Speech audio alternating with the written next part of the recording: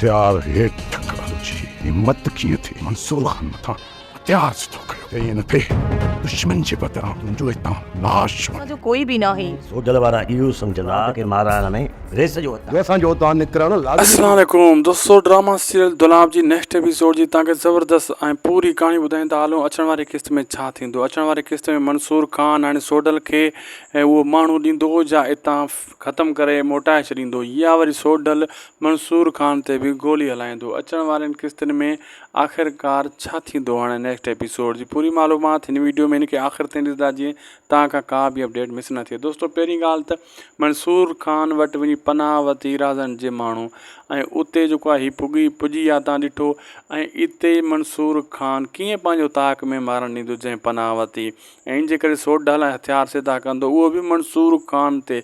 ऐं मंसूर खान हिकु वॾी छिप आहे, बला आहे। अहिड़े हिसाब सां मंसूर खान जॾहिं डायलॉग बाज़ी कंदो त सोडल वारा हथियार हेठि करे हितां हलिया वेंदा ऐं चवंदो इन घड़ी हितां गुम थी न त धुप कराए छॾींदुसि। अहिड़े हिसाब सां सोडल वारा मजबूर थी वेंदा ऐं जेको आहे उन खे उते छॾे पाण निकिरी वेंदा, कुझु करे न सघंदा। छाजे करे सोडलनि खे पूरी ख़बर न आहे त थियो छा आहे आख़िर में।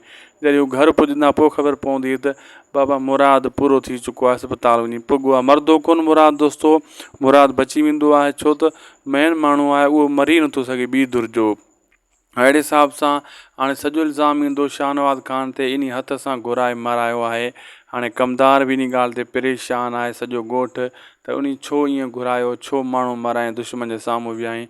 हाणे ॿी तरफ़ जेको आहे हिननि खे परेशानी आहे रहज़न वारनि खे त असांजो माण्हू ओॾे फासी वियो।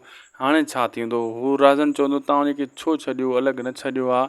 अगरि तव्हां इहो कमु कयो हो त तरीक़े सां कयो आहे। हीअ चवंदा मजबूरी हुई, असां सम्झोसीं। ॿिए तरफ़ां मथां हलियो वञे मुराद, इन जे करे बहरहाल अला ख़ैर कंदो उहो सही सलामत मोटी ईंदो। हिक ॿिए खे दिलासा ॾींदा ऐं रहज़न वॾो सियाणो माण्हू आहे ऐं मंसूर खान वटि जेका उन पनाह वरिती आहे, मंसूर खान लाइ बि रस्तो खुली वियो हिकिड़ो राज़न ॾे अचण वञण जे लाइ। छाजे करे उन जे सौट खे उन पनाह ॾिनी आहे ऐं छोकिरी बि राज़न वारनि वटि आहे जंहिंसां मंसूर खान जो फ़ोन ते राब्तो आहे। यानी हुनजो भलाई थी वई। लाइक सब्सक्राइब शेयर कंदा। अल्लाह हाफ़िज़।